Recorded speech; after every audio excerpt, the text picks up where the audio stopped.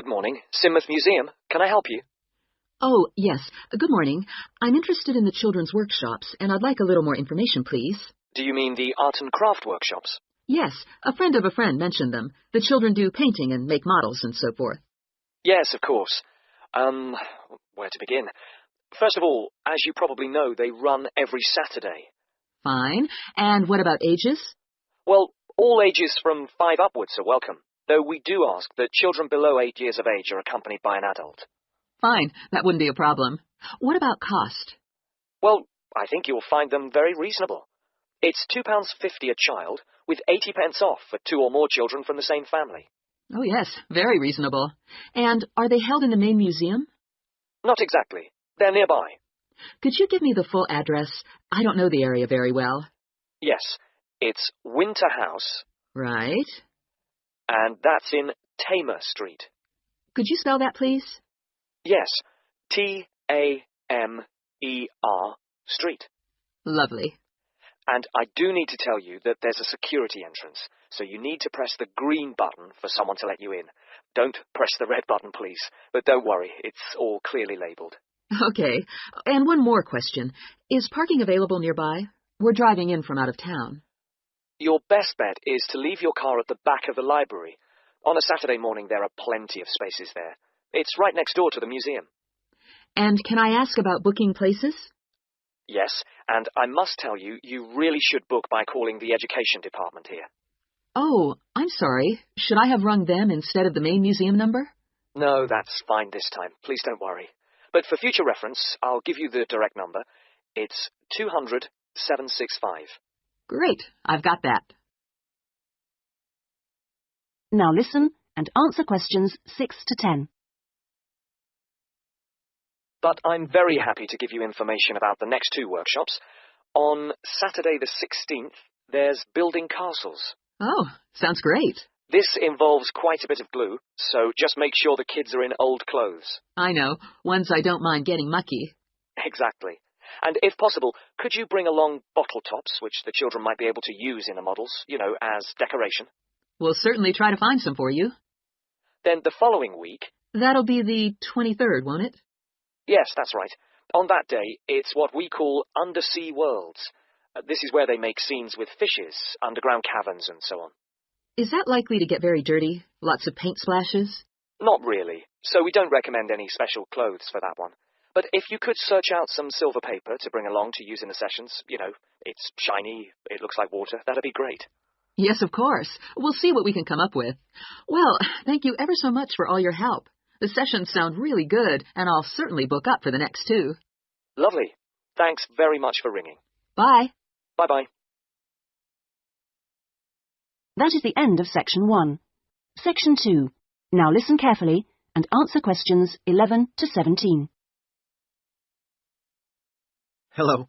My family and I are staying here in Treberch for a week or 2, and we wanted to know about the train services. We're hoping to do a few local trips. Okay. Well, I can give you lots of details about all the trains going from Treberch in the southwest.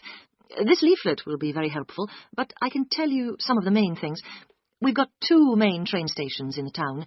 King Street is for local commuter lines and regional services. What about trains to London? I'll need to go there on business for one day. Then you need to go to Central Station. That's for all the national services. There are regular trains to London. They leave Treberch every half hour on weekdays and every hour at weekends. It takes about 2 hours, a bit longer on Sundays. You've got a choice of first and second class, and there's a buffet car, though refreshments are included in the cost of a first-class ticket. Ah, right. And have you got any information on different ticket types? Yes, there's a range of ticket prices depending on when you travel and when you buy your ticket. There's a standard open ticket, which doesn't have any restrictions. This can be bought in advance or on the day. You can also get various discounted tickets. A popular one is called the Super Save, and this is okay for travel after 8:45. Then there is the special ticket, which is valid for travel after 10:15. The special tickets are also valid for travel at weekends. The cheapest tickets are called advance, and you have to buy them at least 6 days ahead. Only a certain number are available, and you have to make seat reservations for these. Now listen and answer questions 18 to 20. Thanks. And are there lots of places to go to around here? Oh, yes. You can enjoy many days out. There's the Merthyr Mining Museum, which is only half an hour from Tribirch by train. Your children will find it just as fascinating as any theme park, and they can ride in the original miners' lifts and on the coal trains. There are special excursion tickets which include entrance fees. Mainline trains also offer direct services to Bristol, where you can visit the docks or spend a great day out with the children in the zoo, which is set in the parkland that used to surround the old castle. Special family away day fares are available for this service now during the school holidays.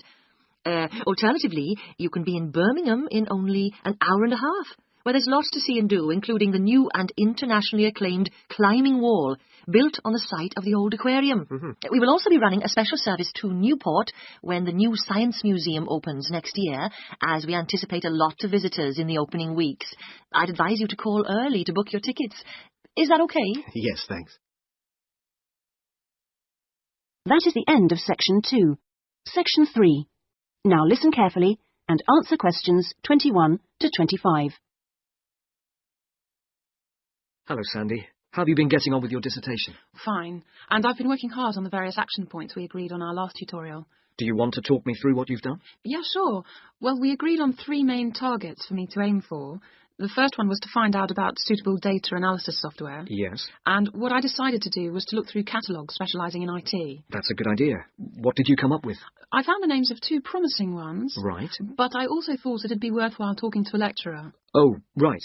Who did you see? Jane Prince. Do you know her? She's in the computer centre? Yes, of course. She's the new head. Yes, well, she was very helpful. Oh, that's good.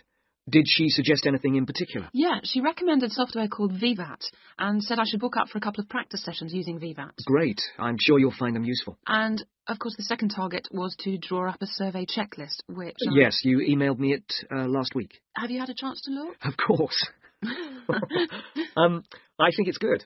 Very much on the right lines. I'd say your first 2 sections are spot on. I wouldn't suggest that you change anything there, but in Section 3 you really do need to have questions on teaching experience. Yeah, I was thinking that section looked a bit short. Right. And my third target was do further reading on discipline. Oh, yes. I mentioned a couple of writers, didn't I? Yes, well, I got hold of the Banerjee, and I thought that was excellent, but I'm afraid I didn't manage to get hold of the essays about classroom management. You know, the ones by Simon Erickson. The bookshop said it was out of print, and the library doesn't have a copy. Oh, right. And I'm afraid I've lent my copy to another student. What I suggest you do is try the library again. This time apply for it through the service called Special Loans. Have you done that before? You're entitled to 6 books a year. Yes, no problem. That's what I'll do. So, lots of useful work done. Now listen and answer questions 26 to 30. So let's look at some new targets. We'll start by having a chat about your Chapter 1. I very much enjoyed reading it. Your written style is very clear, and you've included lots of interesting descriptions of education in your target area. I've just got a couple of suggestions for some additional work. Of course. Could I just ask, what do you think I should call it? Well, I'd go for something like context review. What do you think? Well, short and to the point. Exactly. Now, as regards specific areas to work on, I'd be quite interested to have a few more statistics about the schools in the different zones. Oh, that wouldn't be a problem. I can get them from the internet. Great. And although you did make a reference to quite a few different writers, I think you should aim to cite more works written later than 2000. OK. That's more difficult, but I can try. When do you want that done by? Oh, it's not urgent. I should aim for the end of term. But in the meantime, I think you should also be thinking about Chapter 2. Should I be drafting it already? No, but I think you should note down its main sections. Yes. You know, I always find that the hardest part... I always find it helpful to put some ideas on index cards. Yeah. And then you can sort them and even lay them out on the floor. It's a real help. Well, I'll certainly try it. When would the deadline be for that? My advice would be to get it done before you embark upon the research. You can always change it later if you need to. OK, I'll get going on that then. That is the end of Section 3. Section 4. Now listen carefully and answer questions 31 to 40. Many believe that the story first began in America in 1877, when 2 friends were arguing over whether a horse ever had all 4 feet, or hooves, off the ground when it galloped. To settle the bet, A photographer was asked to photograph a horse galloping, and the bet was settled because you could see that all the hooves were off the ground in some of the photos.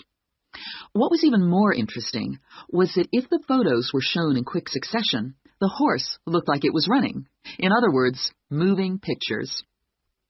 The person who became interested in taking the moving pictures to its next step was the famous American inventor Thomas Edison. Actually, he didn't do the work himself, but rather asked a young Scotsman in his employ to design a system, which he did. Now, this young fellow was clever, because the first thing he did was study other systems, primitive as they were, of moving pictures, and then put all the existing technologies together to make the first entire motion picture system. He designed a camera, a projection device, and the film. The system was first shown in New York in 1894 and was really very popular. Apparently, people lined up around the block to see the wonderful new invention. There were, however, a couple of problems with the system. The camera weighed over 200 kilograms, and only one person at a time could see the film. Well now, news of the new system in America traveled fast, and a number of rival European systems started to appear once people had heard about it. The single problem with all the systems was they couldn't really project the film onto a screen, so more than one person could see it. Then, in 1895, 3 systems were all developed, more or less at the same time and independently of each other. I guess the most famous of these was by the Lumière brothers from France, and they called their system the cinematograph, which of course is where the word cinema comes from. There were also 2 brothers in Germany who developed a successful system, and they called it a bioscope. Well, now once the problem of projection had been solved, the next challenge for the inventors was to make the films longer and more interesting. A continuing problem at the time was that the films had a tendency to break when they were being played, a problem which was caused by the tension between the 2 wheels, or reels as they are called, which hold the film. Now, this problem was solved by 2 American brothers. They developed the Lantham loop, which was the simple addition of a 3rd reel between the 2 main reels, and this took all the tension away, with the result that the film stopped snapping. So now there was a real possibility of having films of more than 2 or 3 minutes, and this led to the making of the Great Train Robbery, the very first movie made. It only lasted 11 minutes, but was an absolute sensation, and there were cases of people watching the movie and actually fainting when the character fired a gun at the camera. Almost overnight, movies became a craze, and by 1905, people in America were lining up to see movies in store theaters, as they were called then. I guess the next big step in terms of development of technology was to have people actually talking on the film. And the first step towards this was in 1926, when sound effects were first used on a film. It wasn't until the following year, however, that the first talkie, as they were called then, was made. This film featured actors speaking only during parts of the film, and was called The Jazz Singer. And it wasn't until 1928 that the first all-talking film was produced, and this was called The Lights of New York. Unfortunately, the sound on this early film was not very good, and I believe they put subtitles on the film. That is, they printed the dialogue along the bottom of the film to compensate for this poor sound quality. Now, with the addition of sound, moving pictures became far more difficult to make.